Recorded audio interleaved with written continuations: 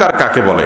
ভাই অহংকার কাকে বলে? নবী করিম সাল্লাল্লাহু আলাইহি ওয়াসাল্লাম এই প্রশ্ন উত্তরে বলেছেন যে অহংকার হলো বাতারুল হাক্কি ওয়া গামতুন নাস, সত্যকে অস্বীকার করা আর মানুষকে তুচ্ছ মনে করা, মানুষকে দমায় রাখা, মানুষকে তুচ্ছ মনে করা, হেয় মনে করা, ছোট মনে করা, নিজেকে বড় মনে করা, এটাই অহংকার। অনেক লোক আছে দেখবেন সত্য অসত্য নাই, সে তর্ক করে কুতর্ক করে যাচ্ছে, সে বুঝতে পারছে তর্কের ফাঁকে যে যার সাথে তর্ক করতেছে অট্টা সঠিক, তারপরে মানলে যেহেতু ইজ্জত যায়, মাথা কাটা যায়, তর্ক করে ঠেলে নিয়ে চলে যায়। আছে না নাই? এটা অহংকারের কারণে হয়।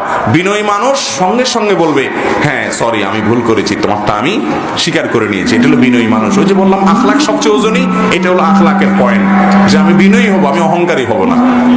আমি যদি ভুল করি সেটা স্বীকার করতে কোনো অসুবিধা নাই। আমাকে গতকালকে একজন আলেম একটা লিঙ্ক দিয়ে বলছে আপনাদের ভিডিও বক্তব্যে এই অংশটাতে তথ্যের ঘাটতি আছে, আপনি পুরো সঠিকটা বলেন নাই, অর্ধেক আসছে কথা। আমি সাথে সাথে অফিসে বললাম যে ভিডিও সব জায়গাতে ডিলিট করো এবং পাল্টা ভিডিও, যেহেতু এটা লাইভের প্রশ্ন অতএব পাল্টা লাইভে আমরা ইনশাআল্লাহ এটার কারেকশন দিয়ে দিব। এরকম আমরা প্রায় করি। আলবানী রাহিমাহুল্লাহ তার 4 ভলিউমে একটা কিতাব আছে, আমি সৌদি থেকে কিনে আনছি, তারাজুআতুল আলবানী। যেসব মাসআলা, যেসব তাহকিক থেকে উনি সরে আসছেন নিজের ভুল নিজে বুঝতে পেরে, এইগুলোকে একত্র করে মোটা বই হয়ে গেছে। আর আমরা কোনো বিষয়ে যদি তর্ক করি, আমার ভুলটা বুঝতেও পারি, তারপরেও তর্ক করে ঠেলে নিয়ে যায় ভুল বুঝার পরও। এটা মুসলমানের চরিত্র না। মুসলমান হলো সাথে সাথে স্বীকার করবে ও সরি আমি ভুলে ছিলাম, আলহামদুলিল্লাহ আপনারটাই সঠিক। এটা হলো মুসলমানের চরিত্র। ওই যে বললাম আখলাক সবচেয়ে বেশি ওজনী আমল হবে মিজানের পাল্লায়। অতএব আখলাক ভালো করবো তো ইনশাআল্লাহ। তো এই সত্য জানার পরও সেটাকে না মেনে অহংকার করা, তেড়ামি করা, যে আমি কিভাবে মানি, তাহলে তো ছোট হয়ে যায়, এটা হলো অহংকার। আর মানুষকে তুচ্ছ মনে করা হলো অহংকার। কাউকে তুচ্ছ মনে করবে না, ইমানদার মনে করবে যে আমি আল্লাহর কাছে কোন জায়গায় দাঁড়িয়ে আছে আমার আমল আমি জানি না, অতএব যাকে আমি ছোট মনে করছি হতে পারে সে আল্লাহর কাছে অনেক প্রিয়, কাউকে তুচ্ছ মনে করব না। এই জন্য নবী করিম সাল্লাল্লাহু আলাইহি ওয়াসাল্লাম কারোর সাথে যখন কথা বলতেন পরিপূর্ণ মনোযোগ দিয়ে তার দিকে ফিরে কথা বলতেন, ঘাড় ঘুরে কথা বলতেন না, কারণ এটাতেও ব্যক্তিকে তুচ্ছ করা হয়, যেন তাকে গুরুত্ব দিচ্ছেন না, পাত্তা দিচ্ছেন না। ইমানদার প্রত্যেকটা মানুষকে গুরুত্ব দিব, যে তার আখলাক সুন্দর হবে, তার আচরণ সুন্দর হবে, সবার কাছে সে প্রিয় হবে, আল্লাহর কাছেও প্রিয় হবে। এই জন্য অহংকারী মানুষ এই মানুষকে তুচ্ছ মনে করে এবং সত্যকে অস্বীকার করে। আমি ইউটিউবে ইসলামিক ভিডিও বানাই, এখন প্রশ্ন হলো আমি যা ইউটিউবে ছাড়াই তা সম্পূর্ণরূপে আমল করতে পারি না, এদিকে আমার গুনাহ হবে? কিন্তু আমি চাই যে অন্য মুসলমানরা যাতে জানতে পারে, এই জন্য ভিডিও বানাই। আলহামদুলিল্লাহ ভাই, যদি মানুষকে দাওয়াত দেওয়ার উদ্দেশ্যে আপনি ভিডিও তৈরি করেন কিংবা কোনো দাওয়াতি কাজ অনলাইনে অফলাইনে করেন, পরিপূর্ণভাবে নিজে আমল করতে নাও পারেন, তারপর আপনি সেটা করতে পারবেন বা করা উচিত। কারণ এগুলো করতে করতেও নিজের প্রতি নিজের একটা প্রেশার ফিল হয় যে আমারও করা উচিত। এটা ঠিক না যে কোনো আমল মানুষকে বলতে হলে নিজে না করলে সেটা বলা যাবে না। আমাদের দেশে অনেকে এরকম একটা ফতোয়া দেয় যে কোনো আমল আপনি মানুষকে বলতে হলে আগে নিজে করে ফেলতে হবে, নিজে না করতে পারলে সেটা আপনি কাউকে বলতে।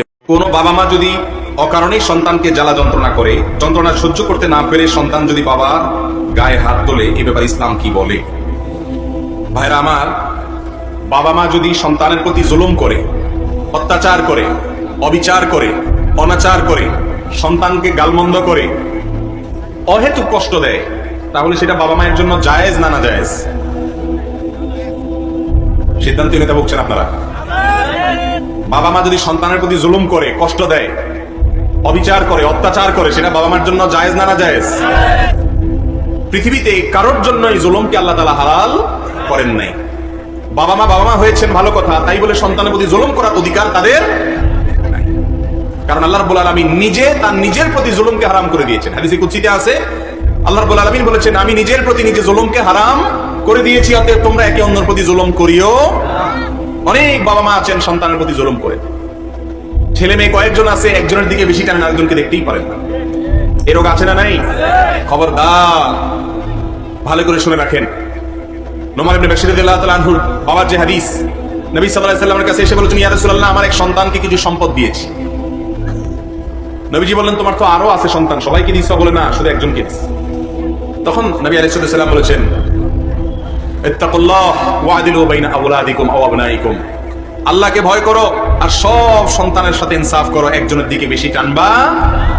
এমনকি এক সন্তান যদি বেশি খেদমত করে, আদর যত্ন করে, সেজন্য আপনি তাকে একটু জমি লিখে দিবেন, সম্পদ দিয়ে দিবেন, অন্যদেরকে দিবেন না, এটা জায়েজ নাই। এই হারাম কাজটা অনেক মা বাবা করে থাকে।